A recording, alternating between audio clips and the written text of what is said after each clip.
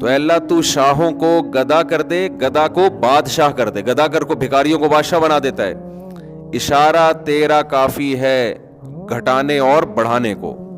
ایک اشارے کی دیر ہوتی ہے. دولت مند روڈ, اور ہم نے تو بہت دیکھے اپنی زندگی میں جن کی بڑی زبردست پلاننگ تھی, بہت پیسہ تھا, ایسا چھنا ہے پیسہ کہ دیوالیہ ہو گیا.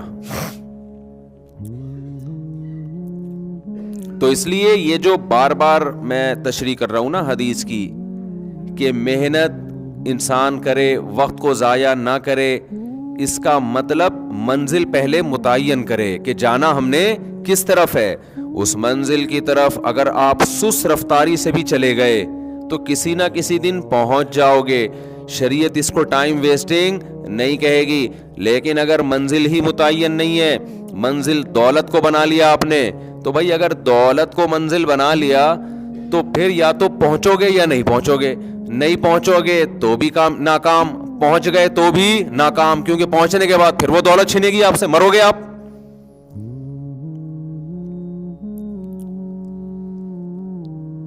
تو آپ تو پھر بھی مرو گے نا. جب مر گئے تو ختم سب, اور کوئی زیادہ مسئلہ نہیں ہے مرنے کا, کوئی اتنا لمبا ٹائم نہیں ہے. پتہ نہیں کیا سمجھا ہوا ہے لوگوں نے, ٹھا کر کے مرتا ہے بیٹھے بیٹھے. موت کے اتنے اسباب ہیں نا. میں تو ڈاکٹروں سے بہت ملتا ہوں, آتے ہیں ملاقات کرتے ہیں, بڑے بڑے لیول کے ڈاکٹر. بعض ڈاکٹر یوٹیوب پہ بڑے مشہور ہیں, ان کی اسپیچ بڑی زبردست ہوتی ہے, بڑی زبردست ان کی ریسرچ ہوتی ہے. پھر دوسرے ڈاکٹروں سے رابطہ کر کے تجزیہ کرتا ہوں میں, تو وہ جو بڑی زبردست ریسرچ تھی وہ بالکل کیا نکلتی ہے بعض دفعہ, جیسے سوہانجنا کے فضائل تھے نا. بعض ڈاکٹر خوراک کے بھی ماہر ہوتے ہیں نا, بعض حکیم ہوتے ہیں اچھے معتدل. تو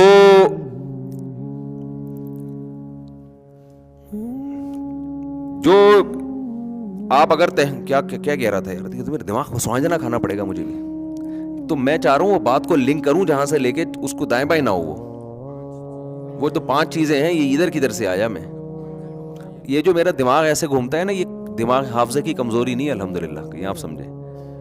ایک وقت میں دماغ میں 20 چیزیں گھس رہی ہوتی ہیں, ان کو چھنی لے کے چھاننا پڑتا ہے.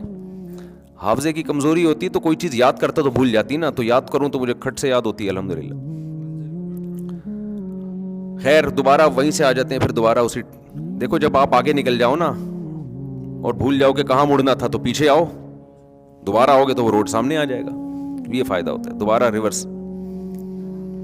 تو میں یہ عرض کر رہا تھا کہ یہ چیزیں انسان کے اختیار میں نہیں ہیں. تو منزل کا جو رخ ہے نا وہ ٹھیک ہونا چاہیے. دولت آپ کا کبھی بھی ہدف نہیں ہونا. دولت کو آپ نے اگر ہدف بنا لیا تو کامیاب ہونے کے بعد بھی ناکام ہوگے. ساری زندگی اسٹرگل محنت کر کر کے ایک مقام تک پہنچو گے, اور کوئی بیماری حملہ کرے گی, اس دولت کے ہونے نہ ہونے کا آپ کو کوئی فائدہ نہیں ہوگا. لوگ پیسے میں یہ تو دیکھ رہے ہوتے ہیں کہ میں کمائی چلے جا رہا ہوں, یہ نہیں دیکھ رہا کہ میں ڈاؤن ہوتا چلا جا رہا ہوں, ڈیلی روزانہ گر رہا ہوں میں. آپ آج پراٹھے پہ بیان سن رہے ہو, ایک مثال دے رہا ہوں.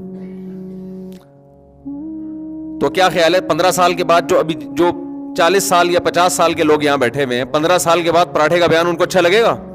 کہیں گے یار ہم تو کھا ہی نہیں سکتے. تو بس 10 سال رہ گئے پراٹھا کھانے میں, 40 والے بیٹھے ہوئے. تو یہ کیا ہے؟ یہ جو میں نے ایک پراٹھا تو ایک مثال دی ہے. دنیا کی ہر عیاشی اسی طرح ہی ہے. آپ گھر بناتے بناتے بناتے بناتے ایک مقام تک پہنچو گے, پیسہ آ گیا, جب گھر بنے گا آپ 50-60 سال رہ کتنے گئے, 50-60 سال کے ہو گئے آپ. اب کیا رہ گیا؟ ابے 2/3 زندگی گزر گئی, 1/3 میں اپنا گھر, اپنی دیواریں, اپنی اینٹیں, کیا انجوائے کرو گے؟ یہ میرا کلپ چلتا ہے تو ایک صاحب مجھے کہنے لگے, میرا ذاتی گھر کے بارے میں کلپ چلا تو 4 بندے بیٹھے ہوئے تھے, اور میرا کلپ جب انہوں نے سنا نا کہ اپنا گھر یہ کیا لوگوں نے مسلط کر لیا ہے, تو وہ صاحب میرے جاننے والے لوگوں کو نہیں پتا کہ یہ مفتی صاحب کا دوست ہے. تو کہہ رہے جیسے کلپ بند کیا نا تو وہ کہنے لگا ابے اس کو نہیں سنا کرو, فضول باتیں کرتا ہے. ابے اس کو, مجھے اپنے بارے میں تبصرہ نا اس طرح سے چلتا ہے کہ کوئی بندہ کسی محفل میں بیٹھا ہو اور لوگ اس کو یہ نہ جانتے ہوں کہ یہ میرا جاننے والا ہو, پھر صحیح تبصرہ آتا ہے سامنے تو حضرت جی مفتی صاحب خیریت سے آپ تبھی ماشاء اللہ آپ کے بیان بڑے ٹائٹ ہوتے ہیں, سامنے تو یہی چلے گا نا, تو صحیح تجزیہ جو آتا ہے نا وہ نیوٹرل، کہ میں نہ ہوں اور ہمارا جاننے والا ہو اور لوگوں کو پتا نہ ہوگا یہ ہمارا جاننے والا ہے. جیسے ہماری کوئی ریلیٹو خاتون تھی حج پہ، تو میرا بھی سفر تھا، ہمارے ساتھ تھیں، تو انہوں نے کیا کہا کہ وہ کوئی خاتون کو نہیں پتا تھا یہ ہماری ریلیٹو ہیں. تو خاتون میرا بیان دیکھ کے کہہ رہی ہے یہ مفتی مجھے زہر لگتا ہے. ویسے گزر رہے ہو تو خواتین بھی دیکھ رہی ہوتی ہیں، وہی مفتی صاحب جا رہے ہیں، وہ مفتی صاحب جا رہے ہیں. جس کو سلام کا موقع ملتا ہے وہ سلام بھی کرتی ہیں. تو ظاہر عقیدت کی بیس پہ ہی سلام کیا جاتا ہے نا. اور نیوٹرل ہو گئے یہ مفتی مجھے کیا لگتا ہے، زہر لگتا ہے. سامنے کوئی نہیں آ کے کہتا تو مجھے زہر لگتا ہے. اور پھر وہ کہنے لگی میں نے اپنے بچوں کو اس کے بیان میں جانے سے روک دیا ہے، شادیوں کی باتیں سن سن کے خراب ہو رہے تھے.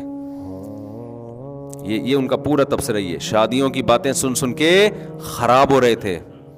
میں نے کہا اس بیچاری ہماری بہن جس کا یہ بچہ ہے، اس بیچاری کو کیا پتا کہ میرے پاس بھیج کے آرڈر پہ خراب کروا لو، آرڈر دے کے خراب کرواؤ، کیونکہ ان کو نہیں پتا باہر کا ماحول ایسا ہے. ایک دفعہ زنا میں پڑ گیا نا یہ، پھر آپ گن پوائنٹ پہ بھی اس کی شادی کراؤ گی یہ شادی نہیں کرے گا. اور اگر کر لے گا تو چلے گی نہیں. اس کی پرانی گرل فرینڈز اتنی ہوں گی کہ بیوی موبائل میں پتہ چل جاتا ہے کہ غفار سے اصل کون مراد ہے، ستار سے اصل کون. آج کل ان کو پاسورڈ بھی کھولنے آتے ہیں، بہت کچھ ہوتا ہے. تو وہ پکڑا جائے گا، پھر وہ جو بدگمانیاں پھر آپ روگی ساری زندگی. تو میں نے تو اس پہ بیان کیا کہ خواتین کو چاہیے اپنے بچوں کو میرے پاس بھیجیں اور مجھے آرڈر دے کے ان کو خراب کرنے کے لیے بھیج رہے ہیں ہم. یہ خرابی اس اچھائی سے بہتر ہے جس کو آپ اچھائی سمجھ رہی ہو، اور نیچرل لائف کی طرف لے کے آ رہے ہیں بھائی.